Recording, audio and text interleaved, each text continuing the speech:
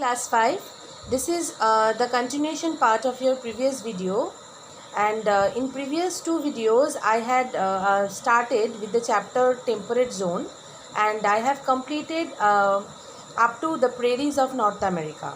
I have explained where are the places of where we get the grasslands, and I have only explained about the prairies of North America. Also I have explained that the different types of climate, that means the different features of the climate and natural vegetation, animals, and the people of the places. Okay, so now I am going to, here you can see I have written some about the steppes of Eurasia. So I am going to explain about the place. Okay, so first you can see the eastern China across Mongolia and Russia to Europe. What does it mean? It means that these grasslands spread from eastern China across Mongolia and Russia to Europe. Okay, and this soil is extremely rich and fertile, and with wildflowers over the vast stretches of land. Now this land is grass looks like, it's not grass, sorry, it's not land, sorry, it's grass. The grass of these grasslands looks like silvery, and finally when it time of summer it turns into yellow, and it looks really very beautiful in the steppes. Now we get generally tufted kind of grasses and flowers like wild tulip. Tulip is a very beautiful flower, and poppies cover the whole plain. Now next one, here I have written that very cold and very dry. What does it mean? It means that in on the steppes it can be both very cold and also very very dry. In much of Europe, the grasslands have been turned into agricultural land. So this grassland turned into agricultural land. Okay, so now here, please come here, this portion of the board. So here I have written the pampas of South America. So pampas of South America, some points here I have written. I am going to discuss it. First of all, you can see Argentina to Uruguay. So that means that I am going to tell you that what are the that location of the place. Okay, so you can see Argentina to Uruguay. That means this grassland lie mainly in Argentina and extended into Uruguay. This Argentina and Uruguay are the countries of South America. Clear? Next one, this climate. I am talking about the climate of the grasslands here.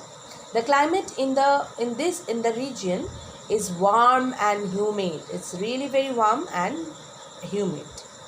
In the humid areas, the natural vegetation has a variety of grasses, different kinds of grasses, okay, which are good for the grazing animals. So this area also has some shrubs. Now most of the natural vegetation in the region has been replaced by agriculture and cattle ranching.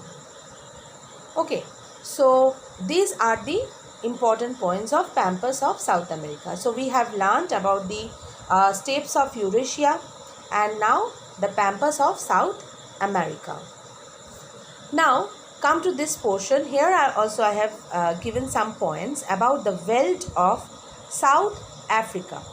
So South Africa, this is another continent. So here we are also getting one grasslands, and this grasslands is not very huge like pampas, neither like pampas nor prairies, but it's also very important grasslands. Okay, and this grassland is called as wealth of South Africa. It can be that means the spelling can be VELDT or VELD. That the true both are correct.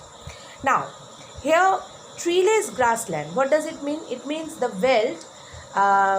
It's a vast area of treeless grassland. Very few trees we can see in this place. In the interiors of South Africa, this means interiors of South Africa, this grassland is present, is there. Now chiefly on the high central plateau of South Africa. So where we get this high central plateau of South Africa? Clear? Now trees are found only in a very few places. Very few places we get to see the trees in this veldt. And here I have written frost, fire, grazing animal. What does it mean? It means that because of the frost and fire and grazing animals, because of these three, this prevent the growth of trees of this grassland. Clear? That means frost, fire and grazing animals allow grass to grow but prevent the growth of trees. That is why trees are very few, but grasses can be grown. Okay. Now students, through this map I want to show you the location of the pampas. You can see this is the map of South America, and if you notice closely, so here this place is at the right hand side, and the bottom of the right hand side, this place is called pampas. So if you come to this political map of the South America, so this place, this yellow color, this is Argentina.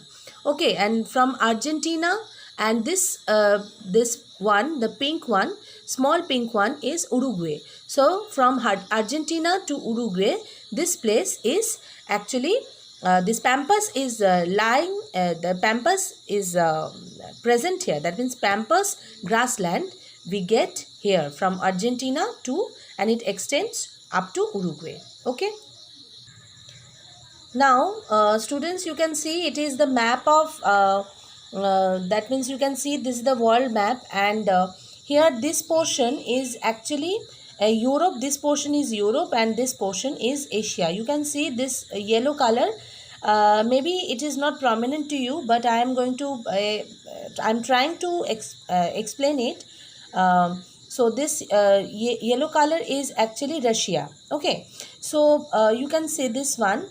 And here from Mongolia, China, Mongolia, this place, this is called this is China. This one is China, and this blue color is Mongolia. Okay, so from China, Mongolia to here, it goes and up to that, this whole place. Okay, this whole place is actually is, what can I say, that it is called the steppes of Eurasia. Okay, that means Europe plus Asia. Again I am explaining this.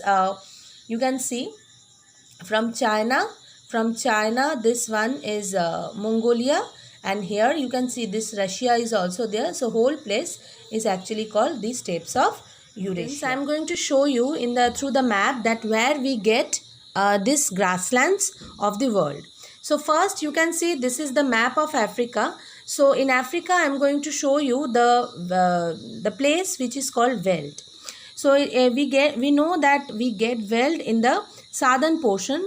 So here you can see, if you can see this is the high veldt. Okay, so here that means this portion is called the veldt of Africa. Clear?